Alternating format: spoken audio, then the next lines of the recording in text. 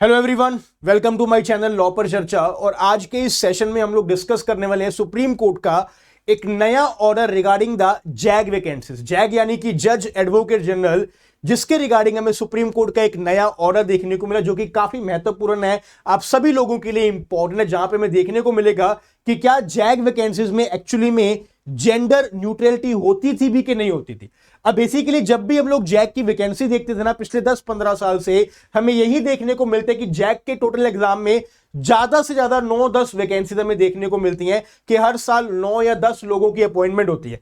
But जब भी हमें नोटिफिकेशन देखने को मिलती है, हमें हमेशा देखने को मिलता है कि 6 सीट्स यहां पे रिजर्व करी जाती हैं for the main category and 3 seats यहां पे रिजर्व करी जाती हैं फॉर द वुमेन कैटेगरी। यानी कि हमें यहां पे यह भी बताया जाता है नोटिफिकेशन में कि भैया जेंडर न्यूट्रलिटी के अकॉर्डिंग यहां पे 6 सीट्स यहां पे रिजर्व कर दी गई हैं मेल कैंडिडेट्स को और 3 सीट्स यहां पे रिजर्व कर दी गई हैं फीमेल कैंडिडेट्स के लिए, जिसके रिगार्डिंग एक यहां पे कैंडिडेट ने एक यहां पे अपील फाइल करी, एक रिट पिटीशन यहां पे फाइल करी before the supreme court of India कि ये जो रूल है ना, ये टोटली गलत है। रीजन बीइंग, अगर मेरिट में उसका नाम आगे, यानी कि अगर कोई लड़की है जिसका टोटल यहां पे मेरिट में नेम 4th नंबर पे आ रहा है, फिर भी वो अपॉइंट नहीं हो पा रही है। रीजन बीइंग क्योंकि टोटल जो सीट्स है रिजर्व कैटेगरी वुमेन में वो सिर्फ और सिर्फ 3 है, बल्कि जो लड़के हैं उनके लिए यहां पे 6 सीट्स हैं। तो ये हमें एक रूल देखने को मिला था जिसके रिगार्डिंग एक रिट पिटीशन फाइल करी कि बहुत ही इंपॉर्टेंट ऑर्डर है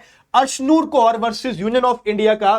कोई भी बच्चा अगर आज के बाद जैक का एग्जाम देगा, उन सब के लिए ऑर्डर पढ़ना बहुत इंपॉर्टेंट है, जहां पे सुप्रीम कोर्ट ने इस रूल को कंप्लीटली यहां पे स्ट्रक डाउन कर दिया है कि इंडियन आर्मी में जज एडवोकेट जनरल की जो ये पोस्ट है, जो कि ब्रांच है, जहां पे एक रिस्ट्रिक्शन लगाई है to the number of the women who can appointed to the JAG officer, वो जो रिस्ट्रिक्शन है वो गलत है।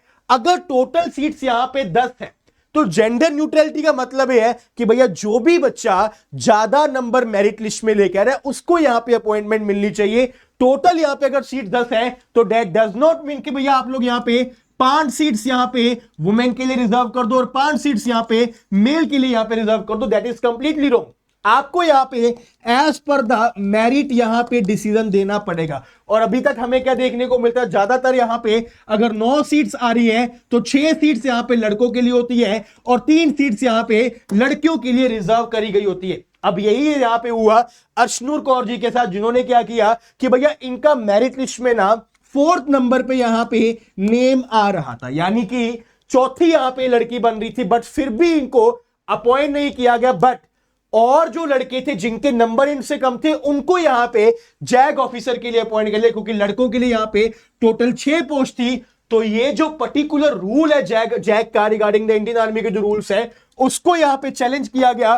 तो यहां पे first of all central government ने हमें क्या बताया, सेंट्रल गवर्नमेंट ने हमें बताया कि भैया 2013 में ना एक स्टडी ग्रुप के देखते हुए, एक स्टडी ग्रुप करके हमें ये देखने को मिला था कि ये as per the requirement, as per the vacancy requirement which is embarked for the women, उसके अकॉर्डिंग ना 70% सीट्स यहां पे मेल को देनी चाहिए एंड 30% सीट्स यहां पे वुमेन कैटेगरी के लिए रिजर्व रखनी चाहिए। बट इसके पीछे क्या रेशनल था, क्या यहां पे इसके पीछे रीजनिंग थी, वो यहां पे सेंट्रल गवर्नमेंट अपने दावे में नहीं बता पाई कि भैया इसके पीछे यहां पे रीजनिंग क्या है कि व्हाई नॉट इक्वल सीट्स या फिर व्हाई नॉट मेरिट्स के ऊपर यहां पे हम लोग डिसीजन क्यों नहीं दे सकते हैं। और इस रूल को चैलेंज करते हुए फाइनली यहां पे सुप्रीम कोर्ट ने क्या बोल दिया कि भैया ये जो पर्टिकुलर रूल है इसको हम लोग यहां पे स्ट्रक डाउन कर रहे हैं। जेंडर न्यूट्रलिटी का मतलब है जो भी बच्चा एग्जाम में ज्यादा मार्क्स लेगा उसको सीट मिलेगी। अगर 10 के 10 बच्चे लड़के तो 10 के 10 बच्चे यहां पे लड़के जज बनेंगे, अगर यहां पे जज एडवोकेट जनरल बनेंगे, और अगर 10 की 10 यहां पे लड़कियां तो सभी के सभी यहां पे लड़कियां ही जज एडवोकेट जनरल बनेंगी। जेंडर न्यूट्रलिटी का मतलब है कि आप किसी भी तरह की रिजर्वेशन इस कोटे में नहीं रखेंगे। You are using the expression gender neutral where is the question of any quota being fixed. तो इसको इसमें हमें यहां पे कोटा यहां पे क्यों फिक्स करना है, क्या इस 50% जेंडर न्यूट्रल, अगर मैं यहां पे बोल दूं कि भैया 50% सीट्स यहां पे लड़कों के लिए, 50% सीट्स यहां पे लड़कियों के लिए, तो क्या यहां पे जेंडर न्यूट्रल माना जाएगा? The answer is again no. तो ये कंप्लीटली एंड कंप्लीटली मेरिटोरियस के ऊपर यहां पे डिसीजन बेस्ड रहेगा। वेरी वेरी इंपॉर्टेंट डिसीजन, यानी कि आज के बाद कितनी भी जैक की वैकेंसी आएंगी, और इसी के साथ आपको बता देता हूं कि जैग की वैकेंसी ऑलरेडी आउट है, अभी भी आप लोग फॉर्म को भर सकते हो, जल्द जाके फॉर्म को भर सकते हो और आप लोग अप्लाई कर सकते हो जज एडवोकेट जनरल की सीट के रिगार्डिंग। और कभी भी अब जैग की वैकेंसी आई, वहां पे हमें कोई भी रिजर्वेशन देखने को नहीं मिलेगी। टोटल सीट्स में टोटल नंबर ऑफ कैंडिडेट जितने जिसके मार्क्स, उसके अकॉर्डिंग उनको अपॉइंटमेंट मिल जाएगी। I will see you guys again. और अगर आप इसी तरह के अपडेट्स डेली में लेना चाहते हैं लॉ पॉइंट से रिलेटेड, तो आप लोग मेरे चैनल को सब्सक्राइब कर सकते हैं, लॉ पर चर्चा को। I will see you guys again. जय हिंद, टेक केयर।